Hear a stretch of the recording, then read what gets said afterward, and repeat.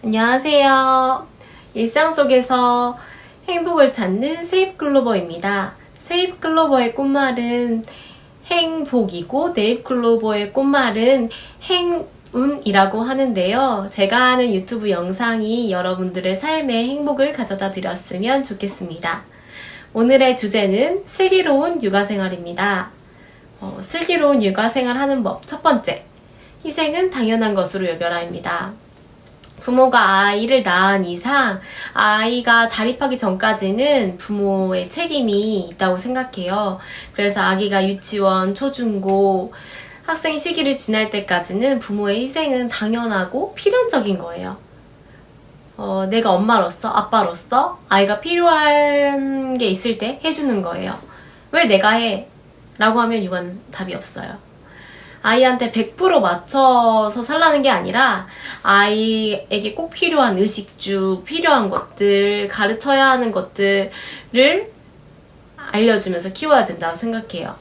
아기를 키울 책임에는 희생이 좀 필요한 것 같은데요. 희생할 자신 없으시면 아이 낳지 마세요. 이거는 진짜 맞는 것 같아요. 생각보다 고비도 좀 많고 힘든 적도 좀 많아요. 우리 부모님들이 그거를 다 견디면서 우리를 키우신 건데요. 저는 아기가 지금 9개월인데 신생아 시절, 그리고 6개월 이하리, 그리고 9개월 감기를 겪으면서 그때가 제일 좀 힘들었어요. 신생아 시절에는 아이가 잠도 제대로 못 자고 먹는 것도 너무 힘들고 그 힘든 거를 몰라서 희생해야 되는 걸 몰라서 좀 더 힘들었던 것 같아요. 그때는 이제 남편이 퇴근하자마자 저는 바로 바톤 터치해서 바로 스트레스 때문에 잠들고 아기한테 너는 왜 이렇게 나를 힘들게 해? 라고 하면서 화를 좀 냈던 것 같기도 한데요. 그 시절이 좀 지나니까 조금씩 안 울고 더 잘 자고 하면서 더 예쁜 모습들이 많이 보이더라고요. 그래서 부모님 희생은 아이 양육할 때 꼭 필요한 거구나 라는 것을 좀 알게 됐어요. 부모님 희생 없이도 아이가 잘 자라면 너무 감사하고 행복한 일이죠. 그런 진짜 축복 같은 아이 있는 부모님들 축하드립니다. 부럽습니다. 그래서 처음 저는 육아를 시작할 때 부모님 희생이 진짜 필요하다는 거를 좀 알고 시작하셨으면 좋겠어요. 슬기로운 육아생활 두 번째, 주변에 도움을 구해라입니다. 제가 좀 신뢰가 가장 많이 가는 사람들이 가족, 부모님, 형제자매인데요. 부모님한테 도움을 받을 수 있으면 육아가 좀 쉬워져요.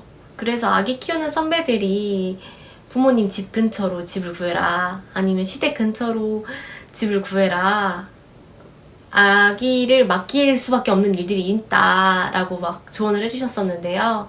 부모님이랑 형제 자매 찬스를 쓸 수 있으면 그만큼 육아를 좀 견딜 수가 있어요.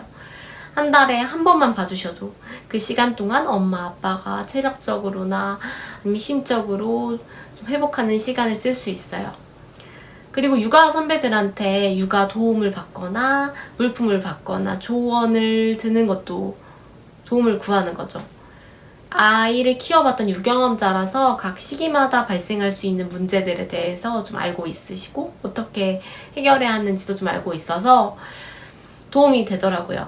아기마다 좀 특성은 좀 달라서 100% 맞지 않을 수도 있지만 그래도 어느 정도 도움을 받을 수도 있어요. 저는 이제 9개월 된 아기를 키우는 엄마이고 육아휴직 중이고 남편은 사회생활을 하고 있는데요. 상대적으로 제가 휴직 중이다 보니까 평일에 시간이 좀 많아요.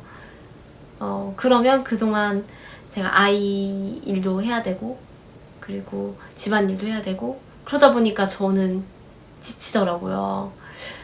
처음에는 제가 아이 케어나 이런 것들 뭐 아이 용품 집안일 하고 있으면 남편이 쉬어라도 하고 그랬는데 이제 그냥 묵묵히 하고 있으니까 남편이 또 바빠지고 일이 바빠지고 그러다 보면 이제 집보다는 사회생활에 좀 집중하게 되면서 퇴근하고 와서 아이를 재우고 나서 그냥 쉬더라고요.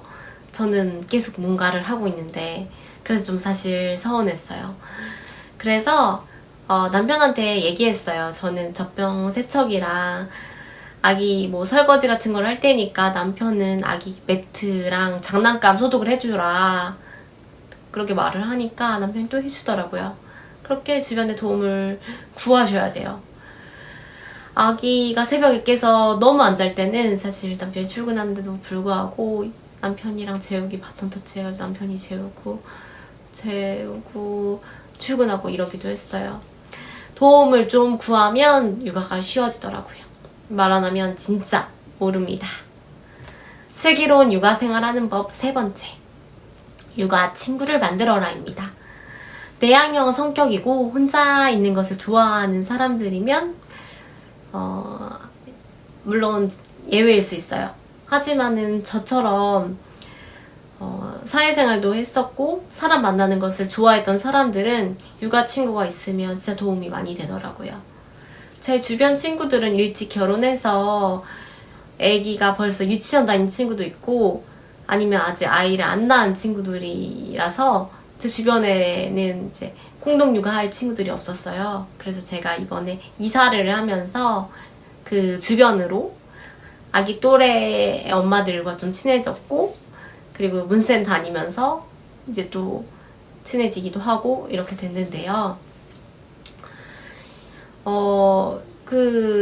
육아하는 친구들하고 시간을 보내다 보면 시간이 우선 육아하는 시간도 빨리 가고 아이가 칭얼거릴 틈도 없이 뭐 우당탕탕 뭐 하면서 시간이 가기도 하고 사람들 만나는 것에 너무 에너지 소모가 크다면은 비추천하지만 그렇지 않는다고 하면 공동 육아는 저는 추천드려요. 그 시간들이 뭐 아이가 어떻게 잘 성장하고 있는지 아니면 아이 또래들은 어떻게 잘 지내고 있는지도 확인할 수도 있고 조언이 필요하면 조언을 구할 때도 있고요. 제가 사는 동네는 이유식을 엄마들이 직접 만들더라고요. 저는 하기 전까지만 해도 이유식은 시판해야지 라고 생각했는데 그러다 보니까 저도 후기 이유식 전까지는 직접 다 만들었고요. 지금은 이제 시판이랑 직접 하는 거를 병행하고 있어요. 그만큼 이제 육아하는 친구들, 육아하는 주변 사람들이 중요한 것 같아요.